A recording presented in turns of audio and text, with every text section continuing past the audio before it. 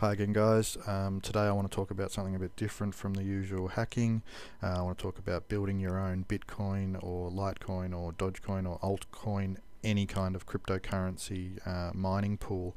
The reason you want to do this is because it's a bit of fun and you can make pretty good profit in terms of coins received in the terms of pool fees.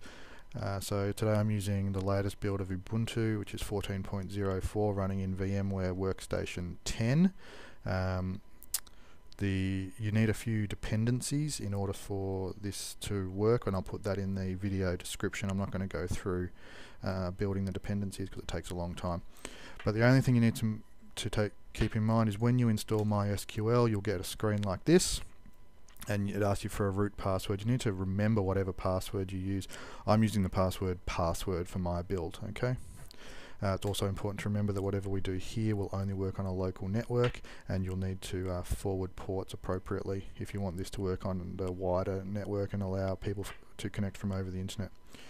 First thing you need to do, and I'm going to go through in this first video, this will be a 3-part series, is find a coin, clone the coin GitHub repository and build it and configure it appropriately. First thing we need to do is find a coin. Usually we do that with Bitcoin Talk, and the coin I've chosen today is Guncoin. It's not a particular favorite of mine. It's a good coin, it works well, and I know that the GitHub repository is good and everything appears to work. So you see, you get a lot of information on the page for Bitcoin Talk, but mostly what we're interested in is this source URL here. So I've already got that, so let's copy that to our clipboard, and we'll clone it with git clone, and then we just copy in the URL. Okay, you can see I've already cloned it, but it'll just clone automatically for you. Okay, so now we see that we've got Guncoin in our home directory, so let's navigate into the Guncoin folder, and then we want to navigate into the source folder, src, cdSpace src, and we can see there's a whole heap of stuff in there. And often what you need to do with these coins is navigate here into this level DB directory. So let's do that, and now we need to give ourselves permission for one of the files, and that's called the build detect platform file that we need to make sure that we have appropriate permissions to make sure building configures correctly. Let's do chmod a+x, and we do build detect platform, and that's done. So now we go back. Let's go back to the src directory, and now we do a make tacf makefile.unix use_upmp equals tac. Now, depending on how much RAM your system has, this could take between 5 and 10 minutes. So I'm going to pause that while it churns away, and I'll come back once it's finished building. Alright, so that's finished building now. It took about 3 or 4 minutes to do, but now we have a successfully compiled wallet for Guncoin. Now what we need to do is start the server. So the way we do that is we do a /Guncoin, and we put a D on the end. So obviously whatever coin you choose to build, you do the same thing, and it'll be like Litecoin with a D on the end, or Dogecoin with a D on the end. And we're going to get an error.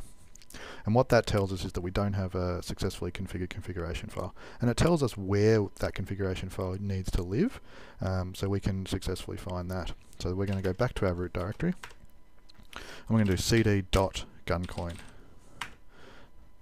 And now we need to create ourselves the Guncoin configuration, and it tells us that it's called guncoin.conf, all in lowercase. So we do a sudo nano guncoin.conf.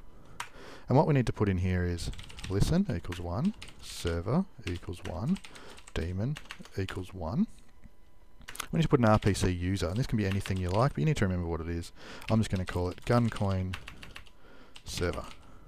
You also need to put an RPC password. And I'm going to use Guncoin server 123, just so I remember it. Now we need to tell the wallet what port we need to use. Now often they give you a port in the bitcointalk.org announce thread, but you can do anything you like. I recommend as long as you use something over 10,000, you won't conflict with anything else running on your system. So we do an RPC port.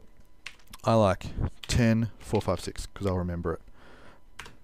Then we need to do an RPC allow IP, and this is going to allow any other connections from our host machine to connect to the wallet. So we need to do this in order to connect. and we just do 127.0.0.1, so meaning that the local host can connect. So let's save that by doing Control X, tap Y, press enter. We now have a configured Guncoin configuration file. So let's go back to our root directory and let's navigate back into the wallet. So it's cd space Guncoin, cd space src. Now let's try and start the Guncoin daemon again. And you'll see that it's running. Now it'll constantly run in the background and it will download the blockchain as appropriate. And to see the process ID, to make sure that the process is still running and always running, you do a ps tac ef, do that straight thing, I don't know what it's called. We'll type in grep Guncoin.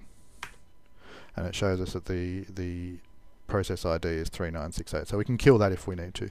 But for now we don't need to.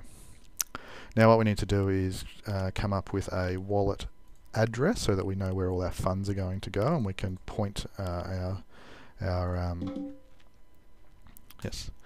we can point our pool towards that particular wallet address. And the way we do that is we do a ./guncoined, and we do a get account address, and we do 2 parentheses next to each other.